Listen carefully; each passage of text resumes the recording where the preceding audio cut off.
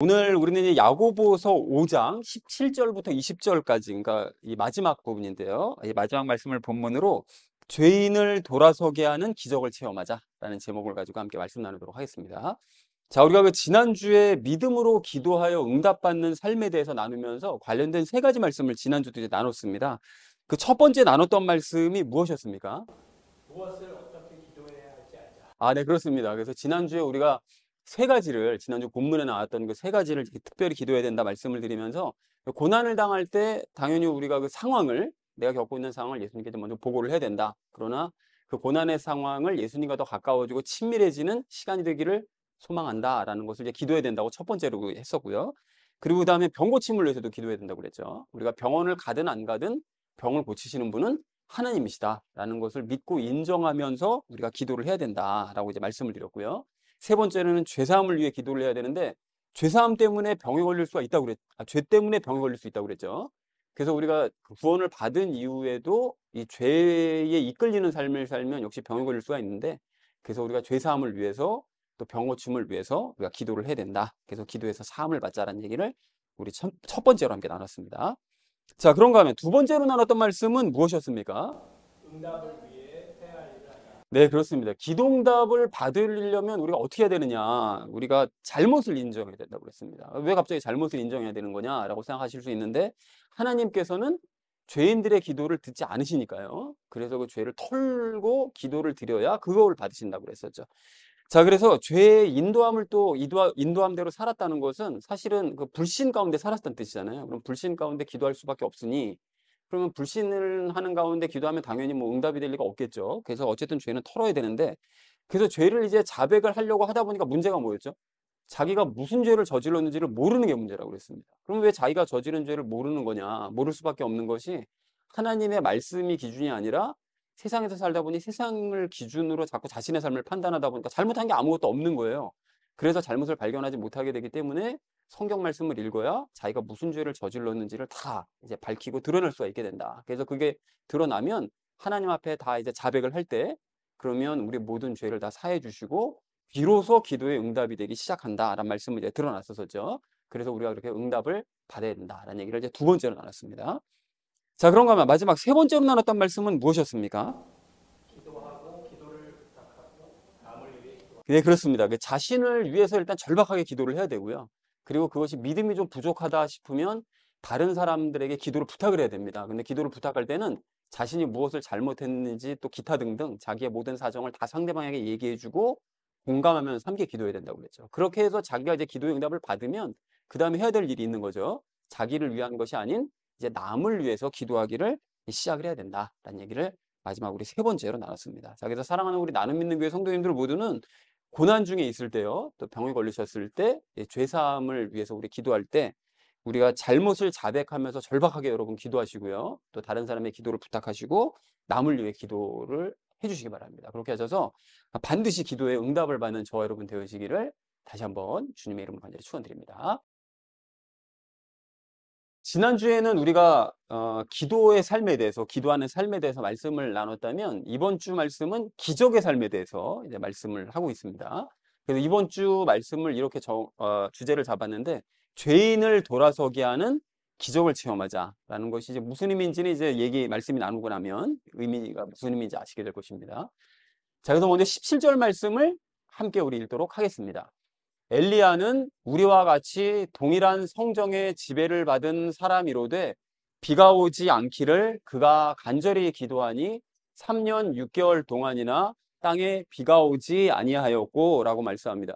여기 성정의 지배를 받은 사람이다 얘기하는데, 그 성정의 지배를 받았다라는 말씀이 이 본성의 영향을 받는 이라고 해석을 하는 것이 좀 이해가 좀 쉬울 것 같습니다. 영어로 이게 패션이라고 되어 있잖아요. 근데 이게 좀 그 해석이 좀 애매해서, 그래서 모든 성경들이 다 성정으로 이렇게 해석을 해놨거든요, 번역을.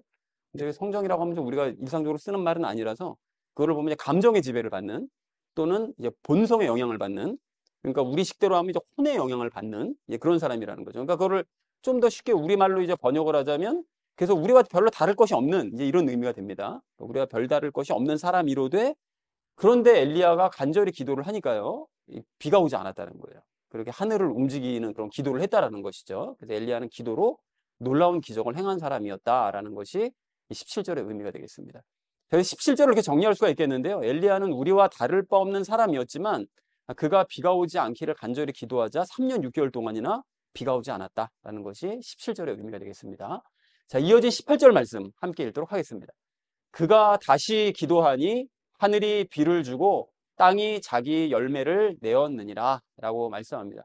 여기 그가 다시 기도했다고 얘기하죠. 3년 6개월 후에 이제 엘리야가 다시 기도를 했는데 그 기도한 모습이 열왕기상 18장 42절 43절에 나옵니다. 얼마나 간절한 모습으로 기도를 했는지 여기 보시면 엘리야가 갈멜산 꼭대기로 올라갔죠. 그리고 땅에 꿇어서 엎드려서 자기 얼굴을 무릎 사이에 넣은 거예요. 허리를 완전히 굽히고 무릎 사이에 얼굴을 넣고 자기 종에게 이르되 올라가서 바다 쪽을 바라보라 하니까 올라가서 바라보고 아무것도 없습니다. 그러니까 7번 다시 가라는 거예요. 7번이나 그렇게 기도한 거예요. 7번 기도하고 물어보고 없다 그러니까 또 기도하고. 그러니까 기도 끝나고 나니까 어떻게 되죠? 바다 끝에서 작은 점이 하나 올라옵니다 라고 얘기하고 이제 큰 구름이 돼가지고 비가 내리기 시작했잖아요. 그렇게 기도를 다시 하니까 비가 내리는 거죠. 비를 멈추기도 하고 비가 오기도 하는 그런 놀라운 기적을 행한 사람이 엘리야였다라고 얘기를 하고 있습니다. 18절로 이렇게 정리할 수 있겠는데요. 3년 6개월 후에 엘리야가 다시 기도를 하니 하늘이 비를 내리고 땅이 열매를 내었다라는 것이 18절의 의미 되겠습니다.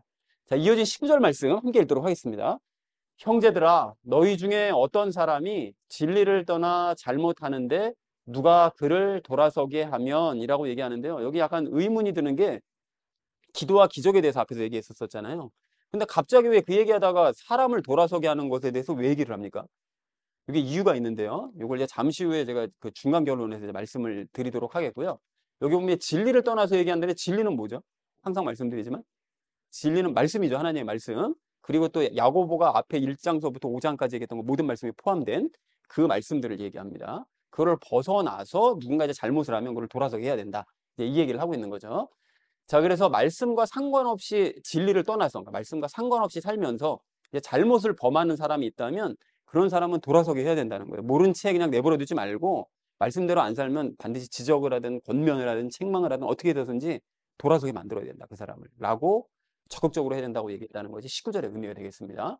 그래서 19절을 이렇게 정리할 수 있겠는데요. 형제들아, 너희 중에 어떤 사람이 말씀을 떠나 잘못을 범할 때 누군가가 그를 돌아서게 하면 20절과 같은 거, 다음 절이요. 20절과 같은 일이 일어난다는 사실을 알게 해주어라. 그래서 더 적극적으로 권면을 해줘라. 라고 얘기했다는 것이 19절의 의미가 되겠습니다. 자, 마지막 20절 말씀 함께 읽도록 하겠습니다. 그 죄인을 그의 길의 잘못에서 돌아서게 하는 자가 한 혼을 사망에서 구원하며 허다한 죄를 덮을 것임을 그가 알게 할지니라 라고 말씀합니다. 여기 그 말씀을 떠나서 잘못을 범하는 자를 돌아서게 하는 사람이요. 권면을 하든 뭐 책망을 하든 어떻게 해서든지 돌아서게 하는 바로 그 사람. 그 사람은 바로 그 잘못을 범하는 그 혼을 사망에서 구원하는 거라는 거예요. 내버려 두면 지옥으로 가겠죠. 근데 그렇게 하지 못하도록 적극적으로 권면을 해가지고 돌아서게 만들면 그 사람을 이제 건지는 거죠. 구원을 할 수 있는 거죠.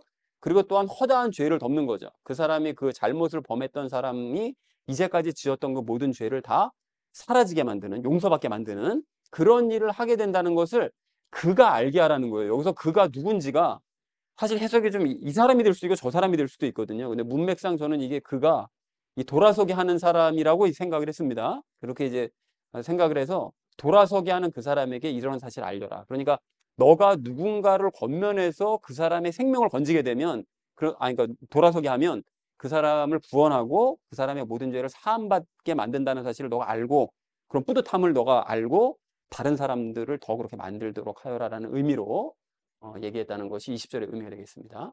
자, 20절을 이렇게 정리할 수가 있겠는데요. 진리를 떠나 잘못하는 자를 돌아서게 하는 자는 그 죄인의 혼을 사망에서 구원하고 많은 죄를 사라지게 한다는 사실을 그 돌아서게 하는 자에게 알려주어라 라고 얘기했다는 것이 20절의 의미가 되겠습니다. 자, 그래서 오늘 본문 말씀 이렇게 정리할 수가 있겠는데요. 엘리야는 우리와 다를 바 없는 사람인데 그가 비가 오지 않기를 간절히 기도하자 3년 6개월 동안 비가 오지 않았고 다시 기도하니까 하늘이 비를 내리고 땅이 열매를 맺게 되었다.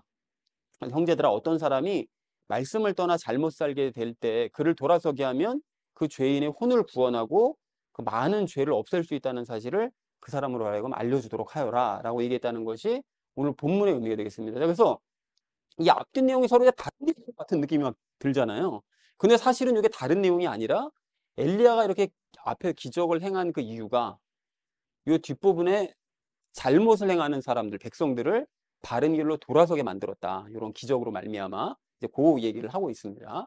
자, 그래서 오늘 본문 말씀은 엘리야의 어떤 특별함이나 위대함 또는 뭐 많은 기적을 행했다. 이거를 설명하는 내용이 아닙니다, 여러분. 그 앞에 엘리야만 보시고 그렇게 하시면 안 되고요. 지난주에 우리가 기도해야 된다고 강조를 했잖아요. 근데 엘리야도 이제 기도의 사람이었다는 거죠. 열심히 기도한 사람. 그래서 그 기도와 기적으로 말씀을 떠난 백성들을 구원했죠. 하늘에서 불이 내려오게 함으로써 구원하고 많은 죄를 이제 없앰으로써 그들을 돌이켰다는 것을 설명한 내용이 오늘 내용입니다. 그러니까 이것을 알고 너희도 그렇게 엘리야처럼 기적을 통해서 기도를 통해서 잘못 행하고 있는 사람들을 바른 길로 돌이키도록 하여라. 라는 것이 오늘 본문의 내용이라는 것이죠. 자, 그래서 오늘 우리가 이제 기적과 관련돼서 세 가지 이야기를 나누려고 하는데요. 첫 번째는 엘리야에 대해서 우리 얘기 나누고요. 두 번째는 기적 체험의 방법에 대해서, 마지막 세 번째는 기적의 방향에 대해서 함께 이야기 나누도록 하겠습니다. 그래서 오늘의 결론이요. 죄인을 돌아서게 하는 기적을 체험하자라는 것을 주제로 나머지 말씀을 삶에 적용하면서 함께 말씀 나누도록 하겠습니다. 죄인을 돌아서게 하는 기적을 체험해야 될 우리가 오늘 첫 번째로 함께 나눌 말씀은 엘리야에 대해서 알자는 것입니다. 여러분, 그 많은 그리스도인들이 그 엘리야를 어떤 그 이미지로 생각하는가 하면 그 대언자들을 대표하는 사람이다. 이런 이미지를 가지고 있습니다. 그게 왜 그럴까요? 예수님께서 변화산에서 나타나셨을 때, 변화산으로 몸이 변화되셨을 때 나타났던 인물이 누구였죠? 모세하고 엘리야였죠. 그 엘리야가 많은 대언자들 중에 그 엘리야가 나타났기 때문에 이제 그런 이미지를 갖고 있다는 거죠. 그리고 또한 엘리야가 죽음을 보지 않고 하늘로 올라갔잖아요. 그러다 에녹처럼 하늘로 그냥 죽음을 안 보고 올라갔습니다. 그러다 보니까 더더욱 엘리야를 높이는 그런 경향들이 있다는 거예요. 그런데 사실 그 엘리야의 삶과 사역을 성경을 통해서 이렇게 보시면은 사실은 엘리야가 그렇게 뭐 위대하거나 대단한 인물이 아니라 그냥 평범한 삶을 살았던 사람이었다. 때로는 평범 이하의 삶을 살았던 사람이었다라는 사실을 발견할 수가 있습니다. 다만 순종은 잘했죠. 순종은. 자, 그래서 이 시간 우리가 엘리야가 왜 평범한 사람이었느냐 이것을 좀 함께 이제 알아보려고 하는데요. 그 열왕기상 17장 이하에 이제 기록되어 있는 것처럼 엘리야는 그 서슬퍼런 그 아합이요. 아합이 무서워서 사람들이 뭐 감히 뭐 어떻게 반항을 못했습니다. 그런데 그런 그 아합 밑에서 갑자기 나타나가지고 그 아합에게 가뭄을 선포하죠. 내가 앞으로 얘기할 동안 이 가뭄이 있을 것이다라고 선포를 합니다. 그리고는 곧바로 하나님의 명령에 따라서 어디로 가죠? 시냇가로 가죠. 그리 시냇가로. 이제 거기 가서 까마귀가 물어다 주는 빵과 고기로 하루하루를 연명하는 삶을 살아요. 이제 그렇게 살다가 그 사는데 그 모습이 좀 그렇잖아요. 아합 앞에 막 모두 무서워하는 아합에 당당하게 확 나갔을 때는 멋있었는데 그 이후로 바로 그냥 그리 시냇가 가서 사는 거 보면 그냥 까마귀가 물어다 주는 거나 그냥 이렇게 주워다 먹는 좀 약간 초라해 보이는 그런 삶을 이제 오랫동안 삽니다. 그러다가 이제 그리 시내가 이제 말라요. 이제 마르니까 하나님께서 명령하신 대로 이방인 과부집으로 가죠. 이제 이방인 과부집으로 가가지고 거기서 별로 특별하지 않은 삶을 살았습니다. 그냥 얹혀 산 거예요. 그냥 거기서 그 집에서. 그래서 3년 반 동안 계속 살다가 물론 중간에 과부의 아들이 죽었을 때가 아들을 살리는 기적을 일으키긴 하지만 뭐 별일이 없이 그냥 삽니다. 그리고 3년 반이 지나서 하나님께서 이제 아합에게 이제 가라고 다시 말씀하셔서 엘리야가 이제 가죠. 아합에게 갔는데 이때 이제 유명한 사건이 일어나잖아요. 그 바알의 대언자들과 대결을 하죠. 그래서 하늘에서 이제 불이 내려오는 그런 기적을 행하게 됩니다. 물론 엘리야가 행한 게 아니라 엘리야는 기도만 했고 하나님께서 이제 하늘에서 불을 내려주시는 기적을 일으키셨죠. 그래서 그 놀라운 기적을 본 많은 이 백성들이 바알을 버리고 하나님께로 마음을 돌립니다. 그래서 하나님을 이제 믿게 되는 거죠. 그리고 바알 대언자들을 그날 다 죽여버립니다. 450명 되는 그 대언자들을. 그리고 엘리야가 이제 갈멜산 꼭대기로 자기는 올라가요. 이제 올라가서 거기서 아까 전에 우리가 얘기했던 18절 그 말씀처럼 갈멜산 꼭대기에서 간절하게 기도하죠. 비가 내리기를. 그래서 간절하게 기도를 해서 3년 반 만에 비가 정말 엄청나게 퍼붓습니다. 그리고 난 다음에 산에서 내려온 엘리야가 아합이 타고 있는 마차요. 그 아합이 탄 마차가 이제 궁궐로 향하게 될 때 그 앞에서 말보다 빠르게 달려갑니다. 그것도 놀라운 기적이죠. 그런 놀라운 기적을 이제 체험하고 이제 왔어요. 왕궁으로. 이제 왔으니까 이렇게 기도로 많은 기적을 체험하고 또 백성들을 다 돌이키고 했으니 이 엘리야 입장에서 정말 이게 자신감이 막 하늘을 찌르지 않았겠어요? 그러니까 당연히 아합과 이 이세벨이 이제 꼼짝없이 하나님 앞에 이제 무릎 꿇고 이제 빌 거다라고 생각을 했는데 결과가 어떻게 됐죠? 그 이세벨이 바알의 대원자가 다 죽었다는 얘기를 듣자마자 막 노발대발 화를 내잖아요. 그러면서 엘리야가 당장 오늘 죽여버리겠다 뭐 이러잖아요. 그러니까 그 말에 겁을 집어먹고 엘리야가 이제 도망을 칩니다. 그러니까 하늘에서 불을 내리게 만들고 3년 반 만에 비가 내리게 하고 말보다 빨리 달리는 이런 기적을 체험했던 이런 모습과는 너무나 대조되는 모습이더라는 거예요. 그러니까 아마도 엘리야가 이때는 하나님께서 자기를 지켜주시고 보호해 주실 것을 믿지 못했던 것 같아요. 그 안에 그 죄가 유동을 치니까 이거 믿지 못하고 그냥 겁먹어가지고 도망쳐 버린 거죠. 그래서 엘리야가 저 꽁무니가 빠지게 호렙산으로 이제 도망을 쳤는데 이게 어쩌면 엘리야의 본 모습일 수 있었다는 거죠. 이게 화려하게 무슨 하늘에서 불 내리고 비 내리고 이런 모습만 우리가 이 이미지를 가지고 있는데 이렇게 무서워가지고 막 도망가는 이런 모습이 사실은 엘리야의 본 모습일 수 있습니다. 그래서 어쨌든 엘리야가 이제 호렙산에 도착을 했는데요.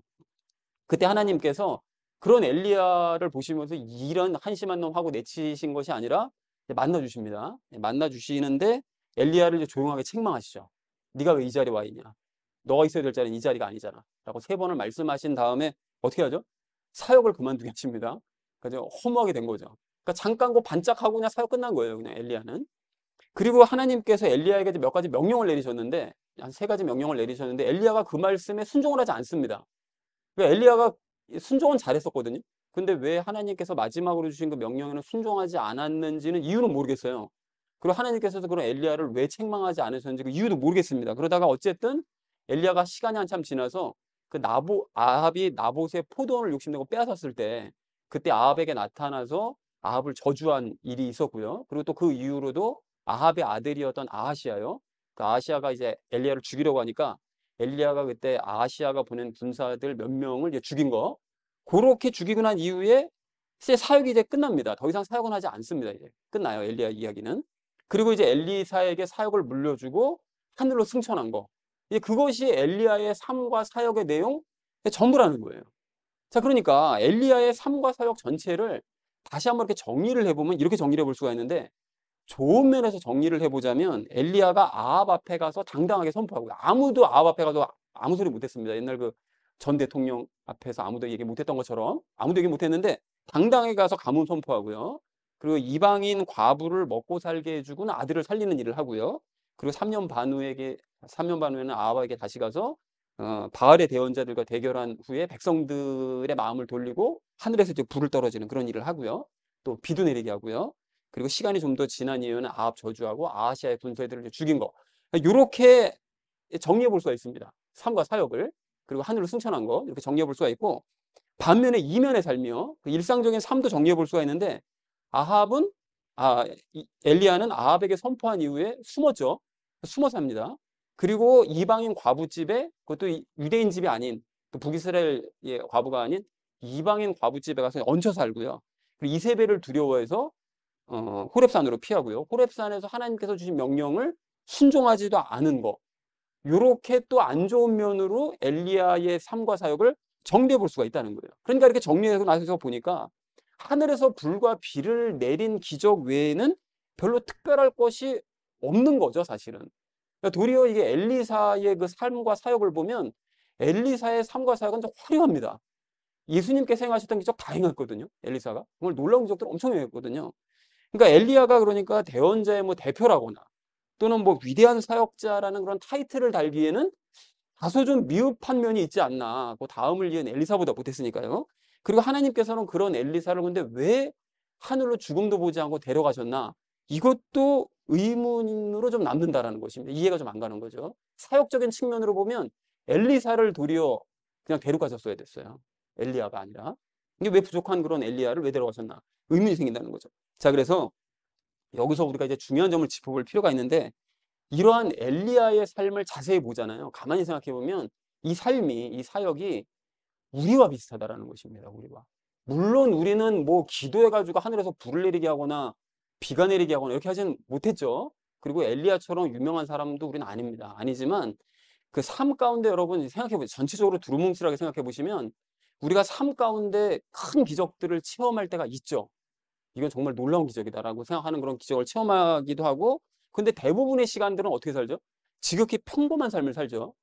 그리고 세상에 두려워서 때로는 도망치는 삶도 삽니다.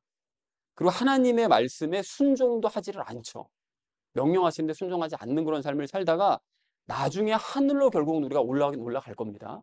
그런 삶으로 보면 전체적인 모습이 엘리야와 비슷한 면이 있다는 거예요. 똑같다는 것이 아니라 비슷한 면이 있다는 것입니다. 그래서 이러한 사실에 우리가 조금이라도 동의가 된다면 예수님께서 변화산에서 왜 모세와 엘리야 두 사람을 하필이면 부르셨는지를 알 것도 같아요. 왜 그러냐? 여러분, 모세와 엘리야가 위대한 사람이라서 그 자리에 예수님과 함께 있었던 것이 아니라 그리스도인의 삶 전체를 보여주는 의미가 있기 때문에 그 두 사람을 부르셨다는 것을 알 수가 있다는 거죠. 뭔 소린가 하면 우리가 구원받기 전에는 어떤 삶을 살죠? 모세처럼 율법적인 삶을 살아가죠. 믿든 안 믿든 율법적인 삶을 삽니다. 그러다가 가운데 계신 예수님을 믿게 되면 예수님처럼 변화되죠.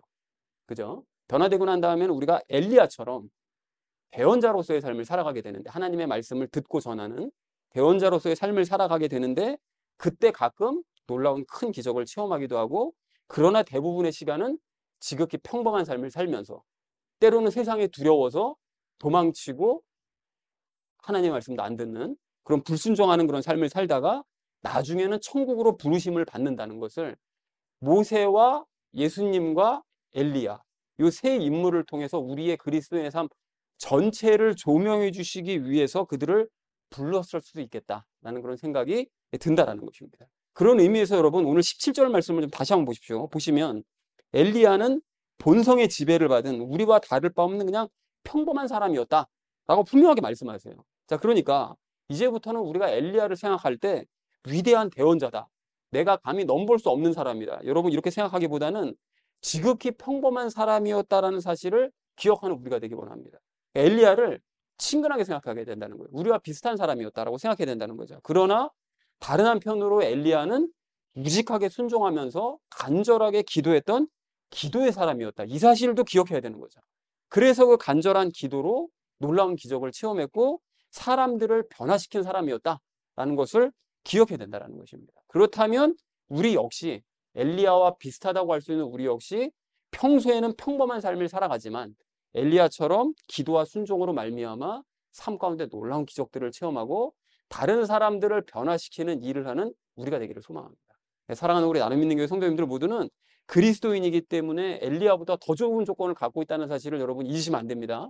엘리야는 하늘로 승천했지만 그 사람은 죄와 연합해 있던 사람이었어요. 하지만 우리는 죄와 분리가 된 사람입니다.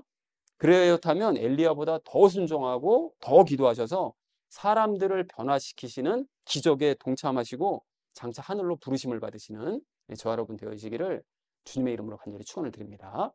죄인을 돌아서게 하는 기적을 체험해야 될 우리가 오늘 두 번째로 나눌 말씀은 기적을 체험하자는 것입니다. 여러분, 그 방금 적용일에서 이제 나눴던 것처럼 엘리야의 평소의 모습은 우리와 별 다를 것이 없었습니다. 하지만 그는 간절히 기도할 줄 아는 이제 기도의 사람이었다는 거죠. 그래서 가령 오늘 17절 말씀을 보시면 3년 반 동안 비가 내리지 않았던 것이 무엇 덕분이라고요? 엘리야가 간절히 기도한 결과다라고 이제 말씀하시죠. 열왕기상 17장을 보면 그런 내용은 없습니다. 그 엘리야가 가서 아합한테 선포만 했다는 얘기만 있을 뿐 기도했다는 내용은 없는데, 사실은 기도만 안 되어 있을 뿐이지 야고보서 말씀에 의하면 그 엘리야가 비가 내리지 않기를 위해서 간절하게 기도를 했던 것 같아요. 그리고 엘리야가 그리시네가에 숨어 있었다고 말씀을 드렸는데 그때도 간절하게 날마다 먹을 걸 위해 기도를 했겠죠. 왜 기도했을까요?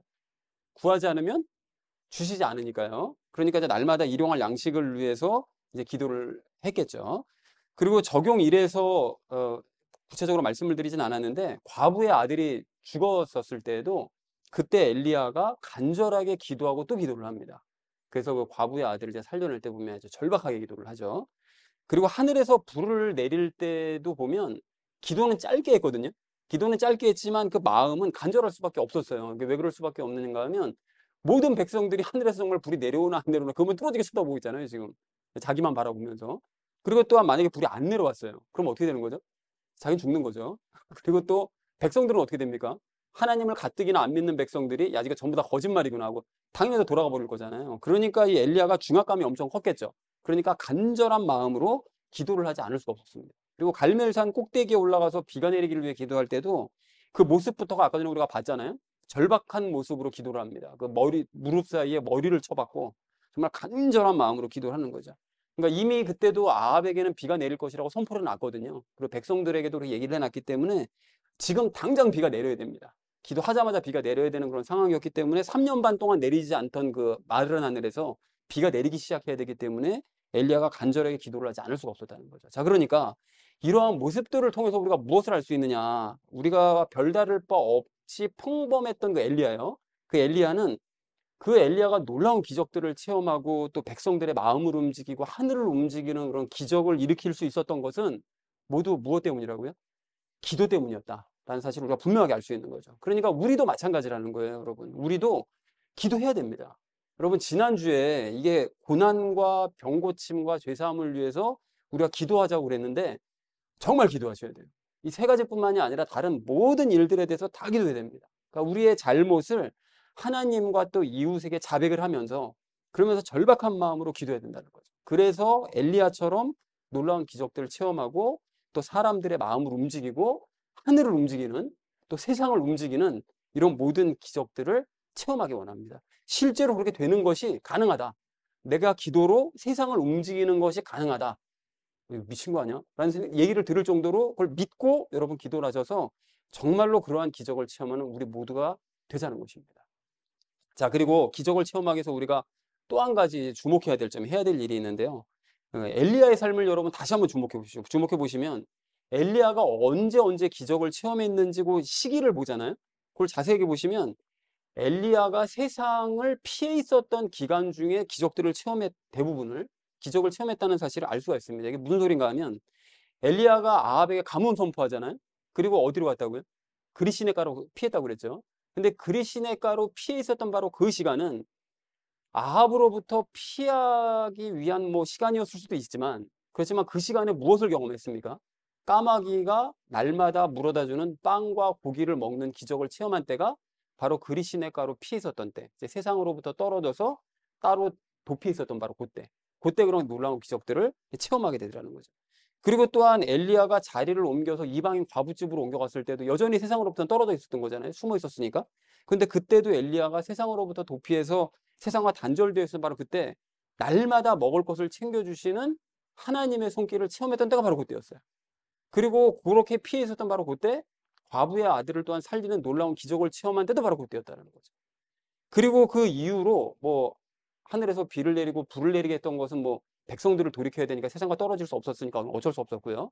그 이후로 이세벨을 피해서 호렙산으로 도망갔을 때 이때도 이게 참 안타까운 일이긴 했지만 어쨌든 간에 엘리야가 그때 그 피했었던 상황이 세상으로 도피한 것이 아니라 도망은 가지만 어디로 도피합니까? 하나님께로 도피한 거거든요. 엘리야가. 그러니까 그렇게 사역은 그래서 마감은 할 수밖에 없었지만 어쨌든 도망을 치더라도 하나님께로 도피를 했기 때문에 엘리야가. 그래서 나중에 이렇게 하나님만 의지했던 엘리야가 그렇기 때문에 하늘로 부르심을 받을 수 있었다라는 사실도 우리가 그런 기적을 체험할 수 있었다는 것도 알 수 있다는 것입니다. 그리고 아하시야가 보낸 군사들에게 불을 내렸을 때도 엘리야가 그때 산으로 도피해 있었거든요.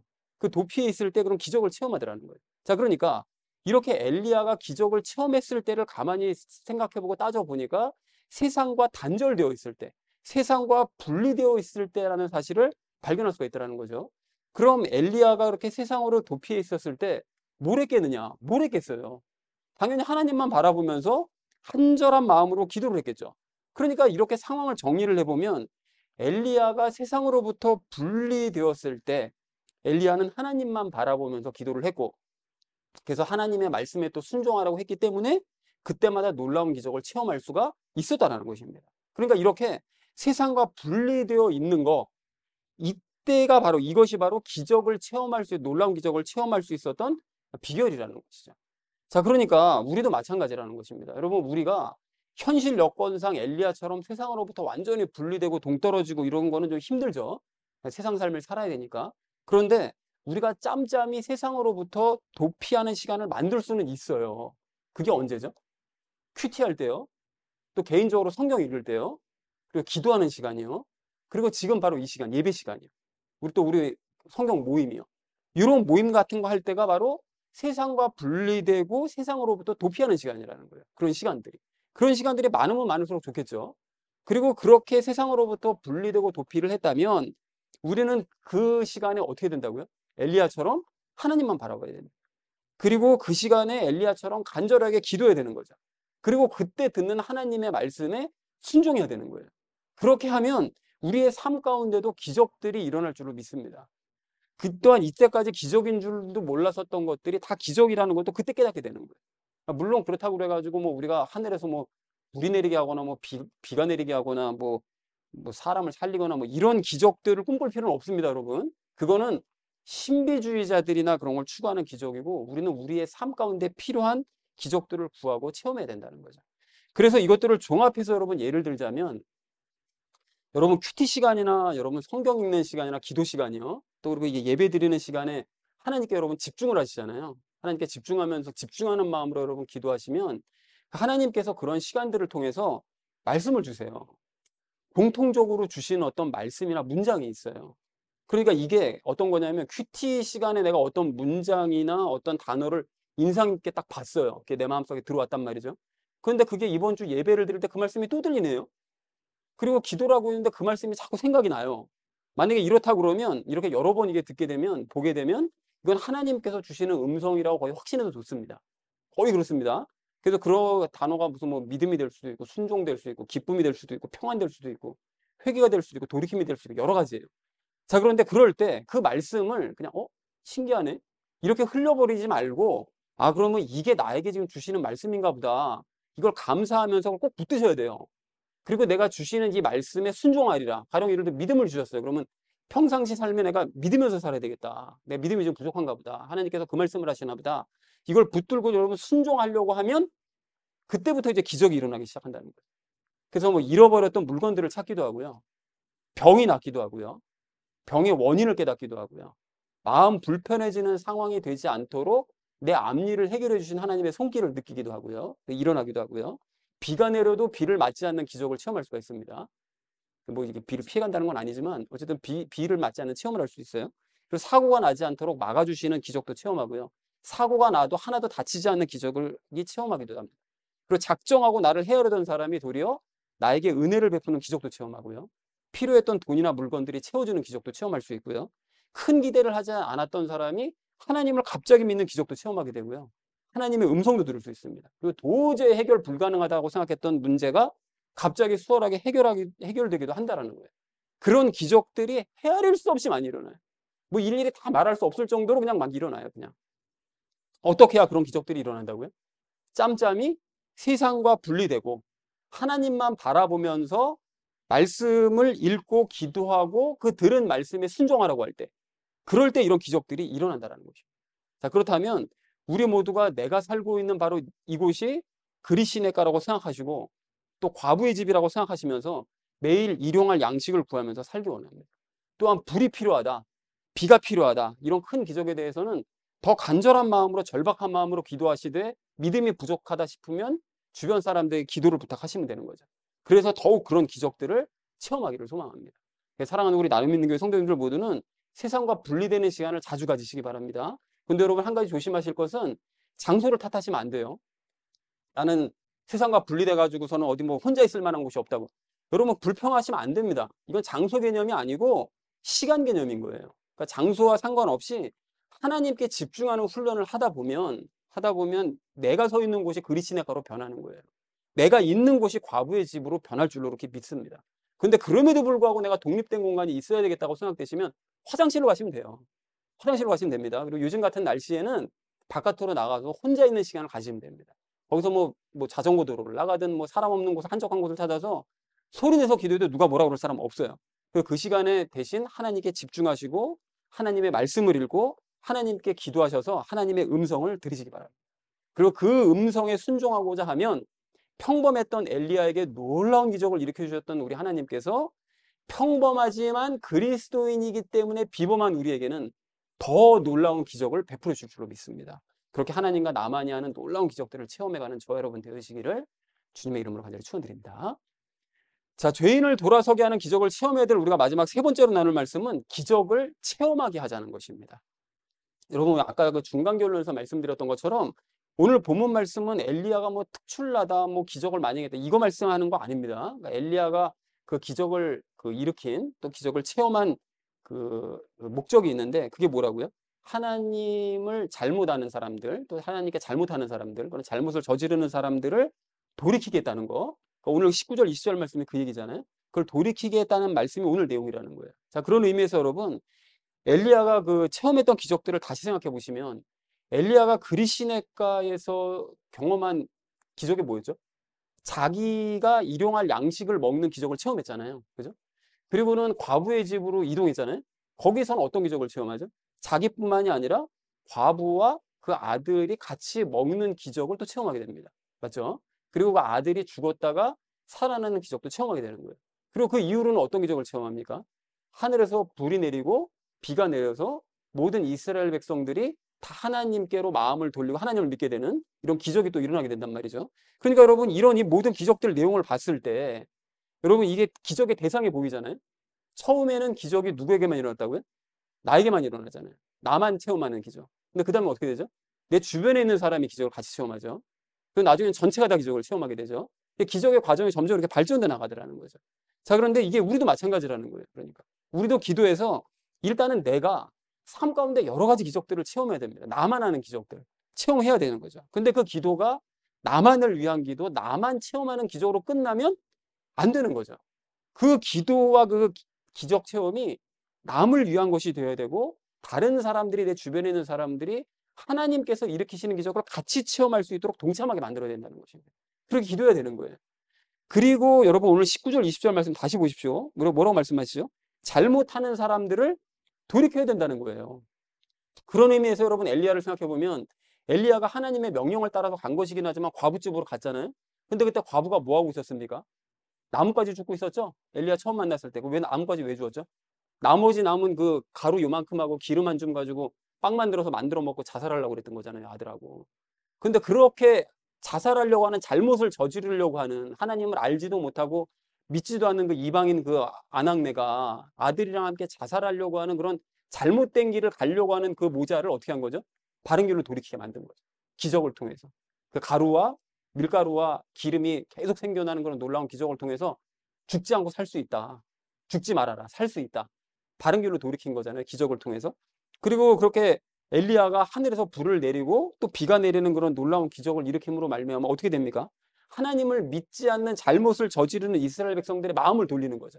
그래서 하나님을 믿게 만드는, 그리고 자기들 손으로 이제까지 잘못 믿었던 그 바알 우상을 깨뜨리게 만드는 그런 일을 하더라는 거예요. 그러니까 기적을 통해서 자기만이 아니라 다른 사람들을 잘못된 길로부터 돌이키게 만드는 이런 놀라운 일을 일으키더라는 것입니다. 그러니까 우리도 기도함으로써 기적을 통해서 우리 주변에 진리를 떠나서 잘못된 길을 걷고 있는 사람들이요, 그런 사람들을 하나님께로 돌이키게 만들어야 될 줄로 믿습니다. 그리고 또한 우리가 오늘 야고보서를 이제 모두 마치거든요. 전부 이제 끝나게 되는데, 지난 5개월 동안 우리가 5장을 나누면서 셀 수 없이 많은 실천 사항들에서 이야기를 들었잖아요. 특별히 야고보서가 이제 행함을 얘기를 많이 하니까. 그러면 이 말씀들을 그럼 지켜도 그만이고 안 지켜도 그만이냐? 아니, 나는 삶을 살아가기도 바쁘니까 뭐 지금 말씀 지킬 때가 아니다. 나는 지금 살아가는 게 하루하루가 너무 힘들다. 여러분, 이래야 됩니까? 아니죠. 절대 지켜야 되는 거예요. 절대. 그리스도인은 절대 다 지켜야 됩니다.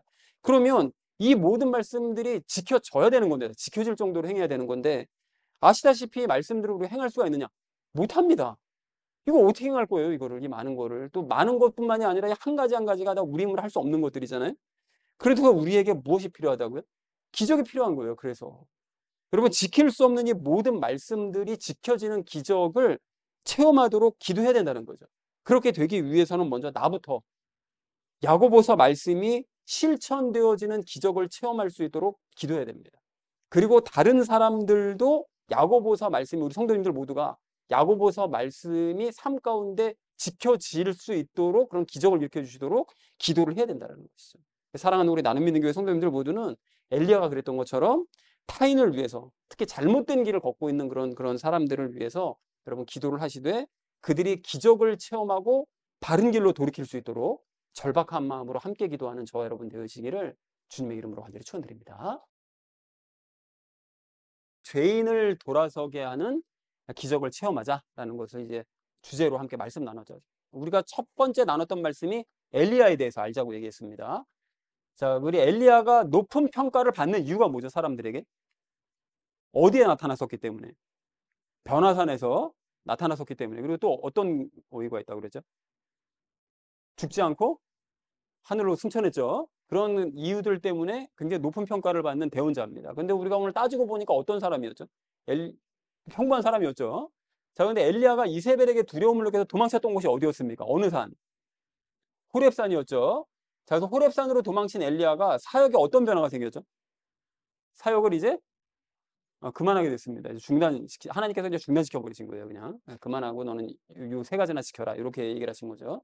자, 근데 엘리야의 전체 삶과 사역을 조명을 해보면 엘리야는 비범한 사람이었을까요? 그렇지 않습니다. 따지고 보면 평범한 사람이었어요. 엘리사에 비하면 진짜 평범한 사람이었습니다. 엘리야의 삶을 전체적으로 조명해보면 누구와 비슷하다고요? 우리의 삶과 비슷합니다. 다를 바가 별로 없습니다. 비슷비슷한 삶을, 물론 뭐 우리는 뭐 하늘에서 내릴 수는 없지만 어쨌든 전체적으로 봤을 때, 자, 그래서 변화산의 사건을 우리와 연결 지으면 어떻게 설명할 수 있다고요?